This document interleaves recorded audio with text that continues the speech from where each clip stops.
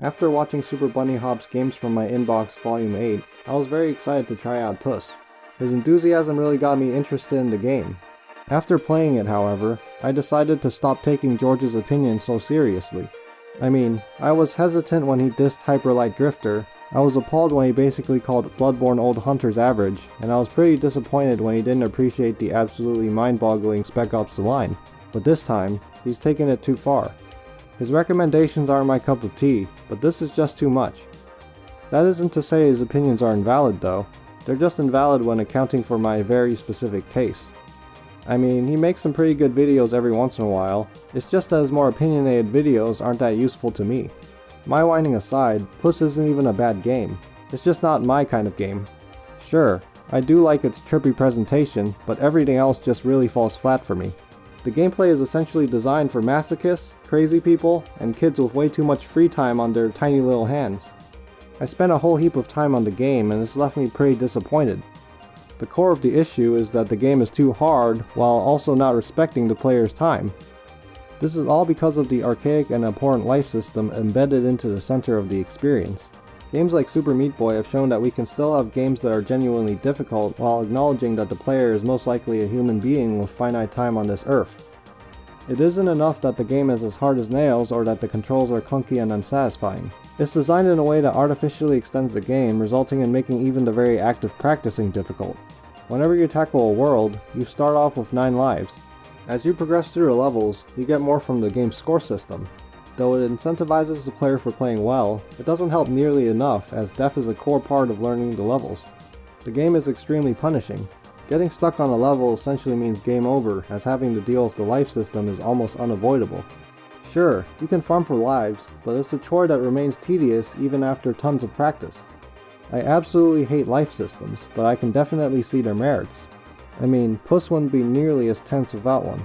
It's just that it comes with such an unappealing and insanely punishing cost. Keep in mind that I'm a fan of hard games like Demon's Souls, Dark Souls, Bloodborne, Super Meat Boy, Devil May Cry, Ninja Gaiden, Nioh, Hotline Miami, Fury, Touhou, and all that jazz. So long as the gameplay is fair and engaging, I'm up for almost anything. However, PUSS just doesn't have any of that. It's all about repetitive memorization and mastery of the mouse controls. For some reason, controlling the cat just felt dodgy to me. The mouse isn't even a good method of control for moving long distances. There's a good reason why you rarely even control characters with your mouse. It's not because nobody's ever tried, it's because it just isn't a very good idea. I'm all for alternative controls, just not the bad ones. Stuff like Shadow of the Colossus and Metroid Prime deviate from your typical control schemes, but their controls arguably add to the experiences as a whole. Here, PUSS demands near perfection from the same control setup as the one I use for web surfing.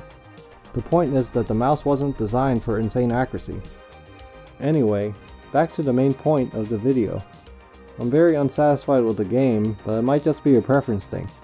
It's always been subjective, however, when we think about it in terms of pure design, it's pretty iffy. First off, practicing levels isn't very straightforward as the levels are somewhat randomly selected. The game picks the levels from a set that seems to be tied to how far into the world you are. The farther you are, the harder the levels. So if you die in a later level of a world, and you want to practice it, you have to replay the world all the way back to where you died, and only then will you get a try at practicing the level. Actually, there's only a chance that you'll get that specific level since the game could potentially just select a different level from the batch. This design choice makes practicing feel incredibly tedious. That's because the earlier levels still require a heck of a lot of attention and patience. It's compounded even further by RNGesus when it comes to even practicing the harder levels. I play games for enjoyment, I don't play to get stressed out. You can argue that games like Dark Souls or Hotline Miami are stressful, but at least they don't test your patience. I don't have to kill every single enemy before getting another chance to face a boss in Dark Souls. I get the freedom to just run past mostly everything. In Hotline Miami, it's fun to kill enemies in unique ways while building up combos. There's minimal punishment as the respawn times are short while allowing the player to play at their own pace. Nowadays, games tend to avoid tedium for the sake of streamlining, but in PUSS, it's part of the challenge. If memorization and sheer dedication are the key to this challenge, then it's not all that worthwhile to me. I care about skill, which PUSS hardly values. It's like the game cares more about the player's hand stability above all else. Even grazing walls gets on my nerves. Whenever you touch a wall, the game lovingly throws some crappy static effects at you. In George's video, he considers it part of the game's polish, but for me, it definitely did more harm than good. Sure, it does inform me that I'm taking wall damage, but the distorted visuals make it extremely difficult to correct my positioning. It's absolutely irritating. Also, it doesn't help that when I was playing, the game would lock up if I happened to be touching a wall while the damn blue cat appeared. How is this not taken care of before release? It occurred so many times that I'm beginning to think that the developers should hire more playtesters before releasing their game. Modern games have surpassed PUSS's incredibly archaic ways, and even old games like the OG Castlevania or even the first Mega Man felt way more satisfying and fair. Those games executed on their premises so well, leaving this strange meme cat game in the dust. I know I'm making it hard to see the good in PUSS, but I'd still recommend trying it to those interested in a vaporwave-inspired masochistic cat game. I think I have more positive things to say in my written review on DarkStation, so there is that. I'll put a link of it down in the description. Anyway, there's a free demo on Steam, so there's nothing to lose by trying it besides your precious time.